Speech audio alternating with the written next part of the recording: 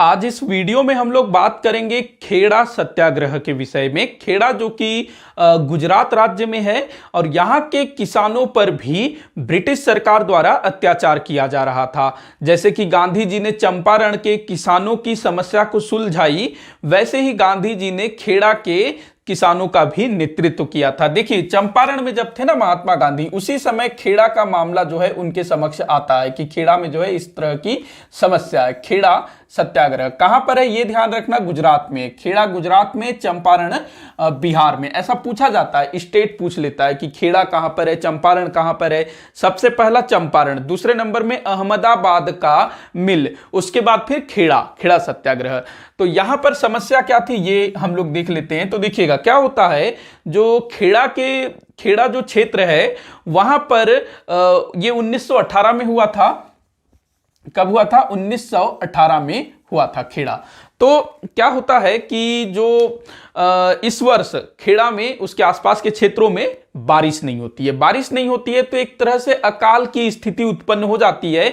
जो खेत है वहां पर फसल नहीं होती है, होती भी है तो बहुत कम, नाम मात्र की होती है। मतलब कि किसानों का जो फसल है वो पूरी तरह से बर्बाद हो जाता है। लेकिन इसके बावजूद भी वहां की जो सरकार होती है वो किसानों से लगान वसूल करना जारी रखती है। मतलब कि लगान माफ नहीं करती। भाई, किसानों का फसल होगा तभी तो वो लोग लगान देंगे ना।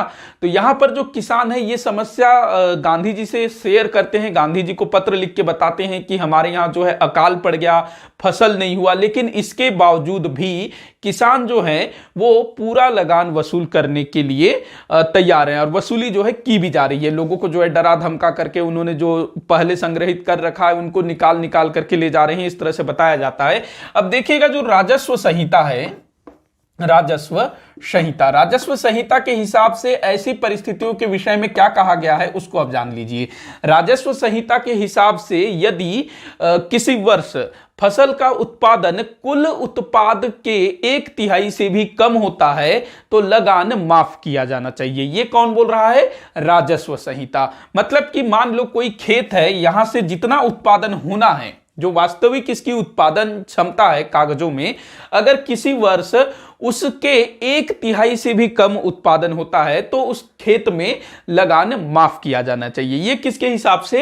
राजस्व संहिता के हिसाब से। अब जो किसान है वो खेड़ा का जो स्थानीय गवर्नमेंट होती है, इसके अलावा जो बंबई प्रांत है वहां के जो उच्च सरकार है वहां तक भी वो संपर्क करती है कि हमारे यहां जो है बारिश नहीं हुई, फसल नहीं हो पाई, तो हमारा जो इस वर्ष का लगान है उसको माफ कर दिया जाए। लेकिन जो सरकार थी वो लगान माफ करने के मूड में नहीं थी। उल्टे जो स्थानीय सरकार थी ना, उल्टा वो क्या बोलती है कि आप लोगों को लगान देना ही देना है और जो लगान नहीं देगा उसकी संपत्ति को जब्त कर लिया जाएगा, उसकी संपत्ति को कुर्क कर दिया जाएगा, मतलब कि नीलाम कर दिया जाएगा। पशुओं को हम जो है जब्त कर लेंगे, उससे बेच करके आपका लगान की भरपाई कर लेंगे। इस तरह से जो है स्थानीय सरकार किसानों को धमकी देती है। तो ये तमाम चीजें वो लोग जो है महात्मा गांधी जी को बताते हैं और गांधी जी यहां पहुंचते हैं और फिर यहां अपना नेतृत्व संभालते हैं। अब देखिए, यहां दो लोगों का नाम याद रखना है।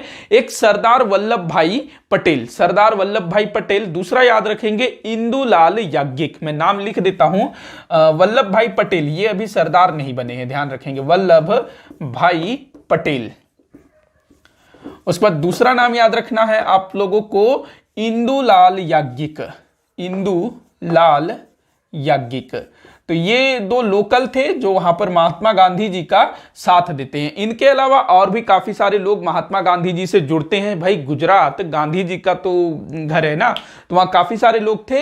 तो वल्लभ भाई पटेल और इंदुलाल याज्ञिक, ये मुख्य नाम आप लोगों को याद रखना है। अब गांधी जी जो हैं लोगों को समझाते हैं अपना तरीका कि भाई आप लोगों ने मुझे बुलाया है, मैं आप लोगों का नेतृत्व करूंगा, लेकिन आप मेरी बातों को मानिए। देखो, गांधी जी जहां भी जाते यही बोलते थे कि मेरे तरीके को अगर आप लोग अपनाते हो, पूरी तरह से श्रद्धा के साथ करने को तैयार हो, तभी मैं आपका नेतृत्व करूंगा। तो वो पूरा समझाते हैं कि आपको किस तरह से सत्याग्रह करना है।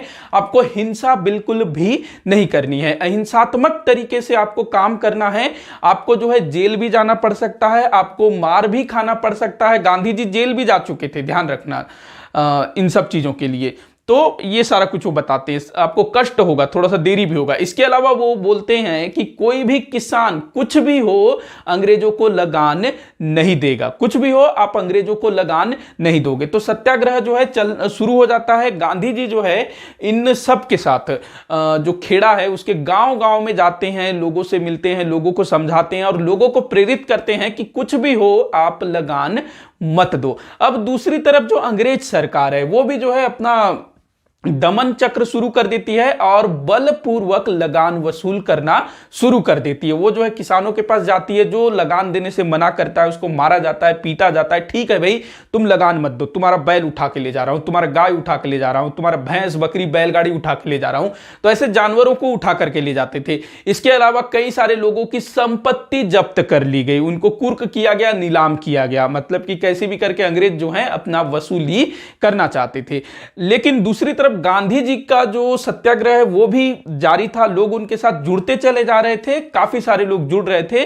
तो इस चीज को देखते हुए मतलब कि भाई अंग्रेज जो है इतना दमन कर रही है, इसके बावजूद भी सत्याग्रह थम नहीं रहा है, उल्टा गांधी जी के समर्थकों की संख्या निरंतर बढ़ रही है। तो ये चीज देख करके वहां की जो गवर्नमेंट है उसको झुकना पड़ता है और वो जो है लगान माफ करने के लिए तैयार हो जाती है। तो इस वर्ष का जो लगान है ना उसको माफ कर दिया जाता है पूरी तरह से, मतलब कोई लगान नहीं देना है। तो यहां पर भी गांधी जी ने जो सत्याग्रह किया वो पूर्णतः सफल रहा। इसके अलावा जितने भी लोगों के गाय बैल उठा के ले गए थे वो सब वापस कर दिए जाते हैं, जिनकी संपत्ति जब्त की गई थी वो भी वापस कर दी जाती है, जिनको जेल वगैरह में डाला गया था वो सबको भी बाहर किया जाता है। इसके अलावा अगले जो आगामी जो वर्ष हैं उसमें भू राजस्व को कम करने का भी वायदा किया जाता है। तो गांधी जी को भारत में ये तीसरी सफलता थी, मतलब गांधी जी के सत्याग्रह को। तो ये क्रम भी आप लोगों को याद रखना है। सबसे पहले चंपारण्य,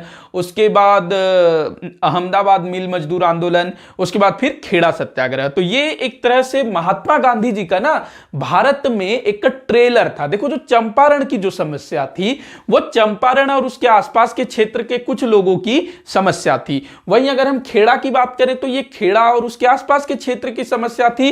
अहमदाबाद के जो मिल मजदूरों की समस्या थी वो केवल मजदूरों की समस्या थी, पूरे देश की समस्या ये नहीं थी। लेकिन जो गांधी जी का जो तरीका था, शुरुआत में जब गांधी जी आते हैं ना और भारतीय राष्ट्र कांग्रेस के मंच से अपना ये सब कुछ शेयर करते हैं भारत के नेताओं के साथ, तो काफी सारे लोग मतलब बोलते हैं भाई क्या होगा इस चीज से, क्या होगा, इस टाइप से बोलते हैं।